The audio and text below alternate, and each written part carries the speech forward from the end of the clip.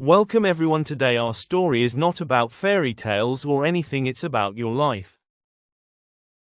The name of story is Don't Waste Your Life. In the small, cobbled town of Elmridge, nestled between two emerald hills and brushed gently by the wind from the northern sea, lived a quiet old man named Thomas Gray. He was the town's clockmaker, a master of gears and springs, hands and faces, cuckoos and chimes. His little shop sat at the corner of Main Street, with a crooked sign that read, "Time is precious." Most people in Elmridge passed by the sign every day without a second thought. To them, Thomas was just the eccentric old man who tinkered with ancient machines and rarely joined town festivals or conversations. His thick white beard and round glasses gave him an owl-like air of wisdom, and though he spoke little, when he did, his words always lingered in the air like the ticking of a distant clock, soft, steady, and unforgettable. But Thomas had not always been the clockmaker. Many decades ago, Thomas had been a rising star in the city. He was a brilliant student, a dreamer, and an inventor. Offers from top universities came pouring in, and with them, promises of a dazzling future. But Thomas, consumed by the allure of comfort and quick success, made a choice that changed everything. He joined a high-paying job at a tech firm, pushing aside his dreams of creation for meetings, spreadsheets, and coffee breaks. He told himself he would build something great one day, but that day never came. 10 years passed, then 15, then 20. But Thomas knew deep down that he was hollow. The spark that once lit up his soul had dimmed. Every tick of the clock reminded him of time lost. It wasn't until his father passed away that Thomas returned to Elmridge to sort through the old family house. There, in the attic, covered in dust and cobwebs, he found his father's workshop, filled with clocks, old journals, sketches, and memories. And something broke inside him. He resigned from his job the next month. He sold the car, left the apartment, and returned to Elmridge for good. At 45, Thomas Gray decided to stop wasting his life. The townsfolk were puzzled. Why would a man with so much abandon everything? But Thomas didn't explain. He simply opened a small shop and began repairing clocks. Some mocked him, others pitied him. But slowly, his quiet presence became a part of the town's rhythm.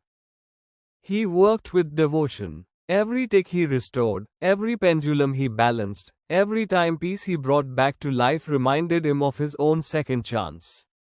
He mentored local kids who were curious about mechanics. He taught them patience, precision, and above all, respect for time.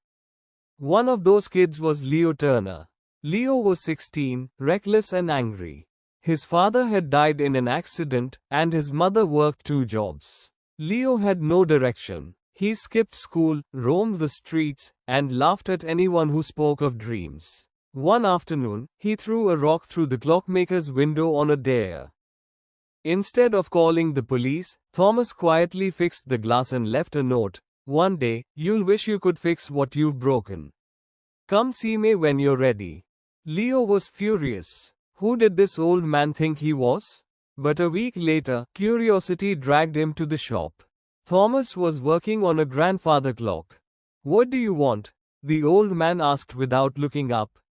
"I got your note." Thomas set down his tools. "Then sit and listen." Every day after school, or instead of school, Leo would come to the clock shop. At first, he was just looking for a distraction. But something about Thomas's calm voice and steady hands fascinated him. There was peace in that workshop, and for the first time, Leo didn't feel angry. Thomas never scolded him. He taught him how clocks worked, how every gear mattered, how one wrong move could ruin the rhythm, how the smallest part could control the largest wheel. Leo listened. One day, Thomas gave Leo a broken pocket watch. "Fix it," he said. "I don't know how." "Then learn." It took Leo 3 weeks. He failed a dozen times, snapped a spring, and lost a screw. But when he finally held the ticking watch in his hands, something lit up in his eyes. "I did it." "Yes," Thomas smiled. That's your first moment not wasted. That moment changed Leo's life. Under Thomas's mentorship, Leo changed. He went back to school, studied engineering, and eventually left for university. He promised to return every summer, and he did. He would help around the shop, fix clocks, and talk to the old man about dreams, regrets, and the value of every passing second. Years passed. Leo became a respected engineer, but he never forgot the man who taught him more than machines. Meanwhile, Thomas aged. His hands grew shaky, his back bent more, but his mind was still sharp. One day, he called Leo home. "I have something to show you," he said. In the back of the shop was a large wooden cabinet. Inside was a clock unlike any Leo had ever seen.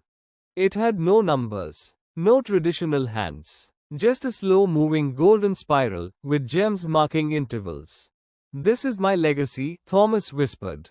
"Every gem represents a day of true purpose. The rest is just noise."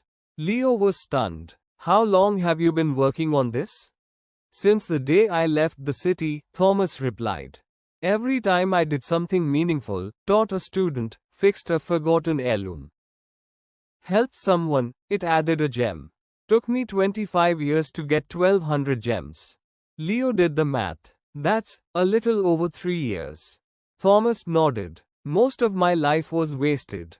But those 3 years, they're the reason I'll rest in peace." When Thomas passed away, the entire town of Elmridge gathered. Shops closed, bells tolled, and people wept for the quiet man who had taught them the value of time without ever preaching a word. Leo gave the eulogy. He stood beside the golden spiral clock, now displayed in the town museum. "He never told me how to live," Leo said, voice shaking. "He simply showed me that life is made of moments. And every wasted moment is a part of us we never get back." He paused. "We chase money, comfort, likes, fame, but we forget that our time is our real wealth. When it's gone, it's gone. Mr. Gray gave me that lesson. And today, I pass it on to you."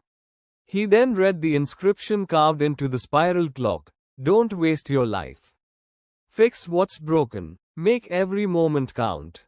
Years later, children in Elmridge still visit the clock shop, now run by Leo's students. The crooked sign still swings gently in the breeze. Time is precious. And inside the museum, tourists stop and stare at the golden spiral clock. Some smile, some cry, some take photos. But a few, just a few, walk away with something more. A decision to stop wasting their lives. To build, to forgive, to live fully, to start today. Because time, once lost, never ticks again.